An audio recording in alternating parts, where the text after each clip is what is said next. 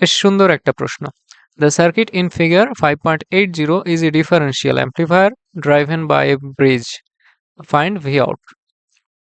তো অ্যাম্পলিফায়ারটা হচ্ছে differential amplifier. V out বের করতে বলছে। তো আমরা ইনভার্টিং অপ অ্যাম্প আর নন ইনভার্টিং অপ অ্যাম্পের যে অ্যাম্পলিফায়ার সার্কিটটা চিনি সেটার সাথে একটু ডিফারেন্ট। কারণ ডিফারেনশিয়াল অ্যাম্পলিফায়ারে আসলে ইনপুট দুইটা টার্মিনালেই অর্থাৎ ইনভার্টিং এবং নন ইনভার্টিং এ দুইটাতেই ভোল্টেজ দেওয়া থাকে। ও জাস্ট সেইটার যে ডিফারেন্স ভোল্টেজ পায়, ভোল্টেজের ডিফারেন্স সেটাকে কি করে অ্যাম্পলিফাই করে। তো আমরা ইনভার্টিং এবং নন ইনভার্টিং অ্যাম্পলিফায়ারের যে সূত্রগুলা -RF/RI এবং 1+RF/RI ইন্টু ভি নট, এই সূত্রটা অ্যাপ্লাই করতে পারতেছি না। আমাদের মূল কাজটা কি হচ্ছে? মূল কাজটা হচ্ছে এই ইনপুট দুইটার এইখানে ভোল্টেজ এবং এইখানে ভোল্টেজটা বের করে ফেলা। তাহলে আমরা এই প্রশ্নের অ্যান্সার করতে পারবো। ওই সূত্রগুলো এপ্লাই করতে পারতেছি না, কারণ এই যে দেখেন আমাদের যদি এটাকে ইনভার্টিং বলি, এই ইনভার্টিং এও ভোল্টেজ দেওয়া আছে, আবার নন ইনভার্টিং এও ভোল্টেজ দেওয়া আছে। এটা কিন্তু 0 ভোল্ট না। এটা 0 ভোল্ট হলে একেবারে পানির মতো সহজ ছিল। তাহলে আমাদের এই দুই পয়েন্টে ভোল্টেজ বের করতে হবে। তো ভোল্টেজ বের করার জন্য ভোল্টেজ সোর্স কোথায়? এই যে দেখেন এইখানে একটা ভোল্টেজ সোর্স দেওয়া আছে 10 মিলিভোল্ট। এই ভোল্টেজটা এখানে 10 কিলো ওহম থেকে এইখানে যাচ্ছে, আবার এই 40 কিলো ওহম, 60 কিলো ওহম, 20, 80 এইগুলো দিয়ে এইখানেও আসতেছে। তাহলে আমাদের প্রথম কাজ এইটা বের করা আসলে। এখন এইটা বের করার জন্য একটু ছোটবেলার কনসেপ্ট লাগবে। দেখেন এই যে এই পয়েন্টে 60 কিলো ওহম এবং 20 এবং 80 কিলো ওহমের যে সিরিজটা আছে সেটা যুক্ত। এই দিক দিয়ে আমরা জানি কোনো কারেন্ট যাবে না। কেন কারেন্ট যাবে না? আমরা জানি অপ অ্যাম্পের ইনপুটে কারেন্ট ঢোকে না। আইডিয়াল অপ অ্যাম্পের ক্ষেত্রে ইনপুট রেজিস্ট্যান্স ইনফিনিটি, তাই কারেন্ট ঢুকতে পারবে না। তাহলে আমরা আসলে বলতে পারি যে এই 20 কিলো আর এই 80 কিলো আসলে সিরিজে লাগানো আছে। তাহলে 20 প্লাস 80 হচ্ছে এইখানকার টোটাল রেজিস্ট্যান্স। এইখানে দেখেন 60 কিলোর এই জায়গাটা গ্রাউন্ডে লাগানো আছে এবং এই 2080 ইকুয়াল টু যে 100 কিলো ওহম পাচ্ছি আমরা, সেই 100 কিলো ওহমটাও এখানে গ্রাউন্ডে লাগানো আছে।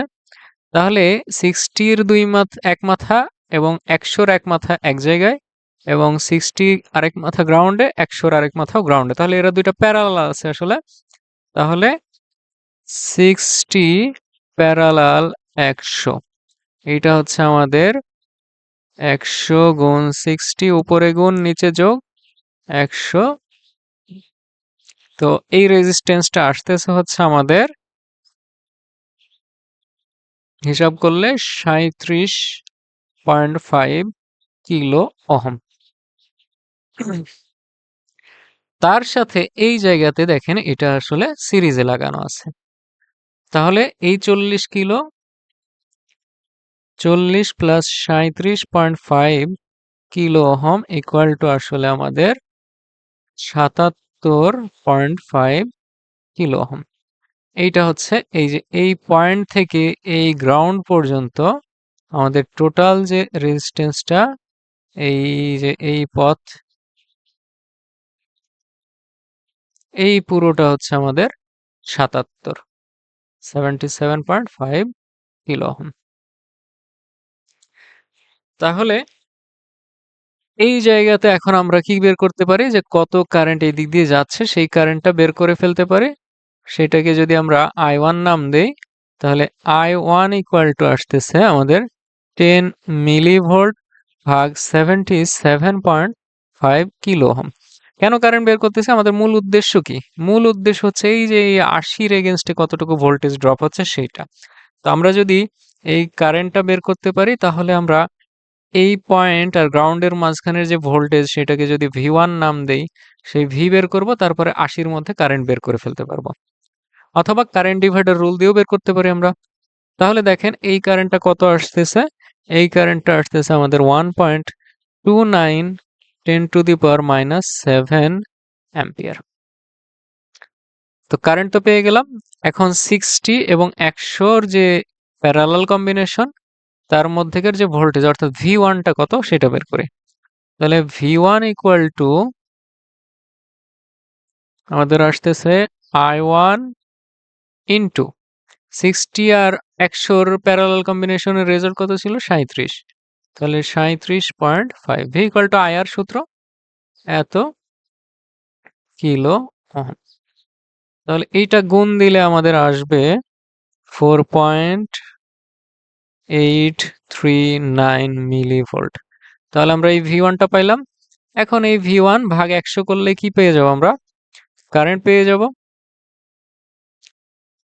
সো V1 বাই 100 করলে আমরা এখানকার কারেন্ট পেয়ে যাব। সেই কারেন্ট দিয়ে 80 কিলো ওহমকে গুণ করলেও ভোল্টেজটা পেয়ে যাব। আবার আমরা ভোল্টেজ ডিভাইডার দিয়েও করতে পারি। তো ভোল্টেজ ডিভাইডার দিয়ে দেখেন V80 ওহম 80 কিলো ওহমের এগেনস্টে যে ভোল্টেজ সেটা কি হবে? 80 ভাগ 80 প্লাস 20 ইন্টু হচ্ছে V1। তো এইটার রেজাল্ট কত আসে? 0.8 গুণ 4.839 মিলিভোল্ট। সেটা ইকুয়াল টু আমাদের আসতেছে 3.87 মিলিভোল্ট। তাহলে আমরা এই যে এই পয়েন্টের ভোল্টেজ এটাকে যদি আমরা V80 নাম দেই সেটা পেয়ে গেলাম, এবং ওইটাই কি এইখানকারও ভোল্টেজ, আবার এইখানকারও ভোল্টেজ, আবার এইখানকারও ভোল্টেজ। তাহলে এইটাও কি আমাদের V80। ঠিক আছে, এখন আমরা এইখানকার ভোল্টেজটাকে যদি V2 নাম দেই তাহলে সেই V2 বের করি এখন।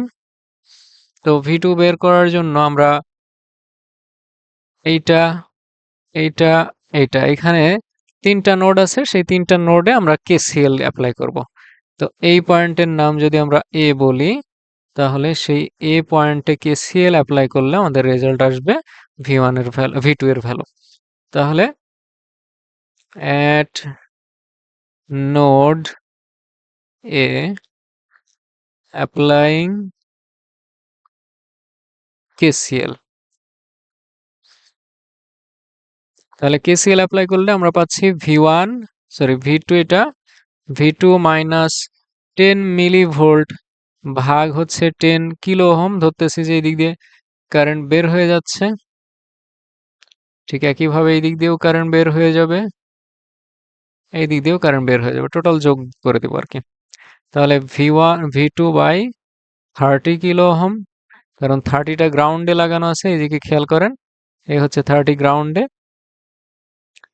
প্লাস এগুলো কিন্তু সব kilo, V2 minus 3.87 millivolt by 20 kilo ohm equal to 0। এই যে আমাদের V80 কত ছিল? V80 ছিল 3.87 মিলিভোল্ট, একটু আগে বের করলাম। 3.87 মিলিভোল্ট একটু আগে বের করলাম। তাহলে এই জায়গাতে আমরা যদি 60 কিলো দিয়ে গুণ দেই তাহলে এখানে 6 V2 থাকে মাইনাস 60 মিলিভোল্ট, মিলিভোল্ট তো আর থাকে না, সরি আমি 60 কিলো দিয়ে গুণ দিচ্ছি। তাহলে 60 কিলো দিয়ে গুণ দিলে আমার নিচে 10 কিলো আছে, তো মিলিভোল্টই থাকবে,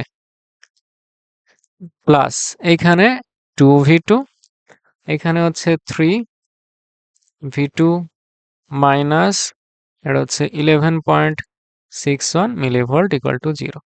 আমরা এইখান থেকে V2 পাবো হচ্ছে 71.61 বাই 11 ইকুয়াল টু 6.51 মিলিভোল্ট। তাহলে আমি V2 পেয়ে গেলাম 6.51 মিলিভোল্ট। এখন দেখেন আমরা যদি এই পয়েন্টে KCL অ্যাপ্লাই করি, সেটা হচ্ছে যদি এই পয়েন্টের নাম দিই আমি B, তাহলে at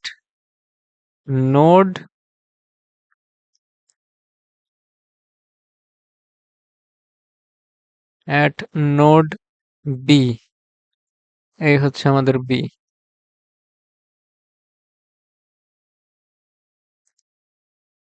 তাহলে নোড B তে অ্যাপ্লাই করেন, দেখেন এটা হচ্ছে আমাদের V2 আর এটা হচ্ছে V80 আর এইটা হচ্ছে V আউটপুট। তাহলে V2 থেকে V80 তে কারেন্ট ঢুকতেছে, সেটা হচ্ছে 20 কিলো দিয়ে ভাগ ইকুয়াল টু, কারণ কি I তো এইদিকে 0, তাহলে এই কারেন্টটা শুধু এইদিকে যাবে 80 কিলোর মধ্যে দিয়ে, তাহলে V80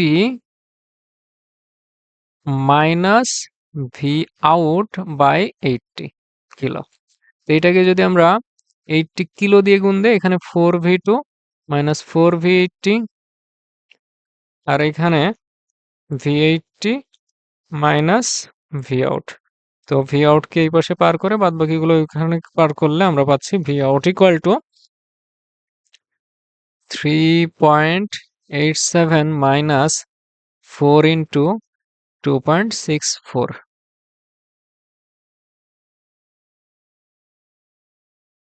তাহলে এইটার রেজাল্ট পাচ্ছি আমরা মাইনাস 6.69 মিলিভোল্ট। এগুলো সব মিলিতে আসবে কারণ আমরা এইখানে সব কিলো দিয়ে ভাগ করছিলাম।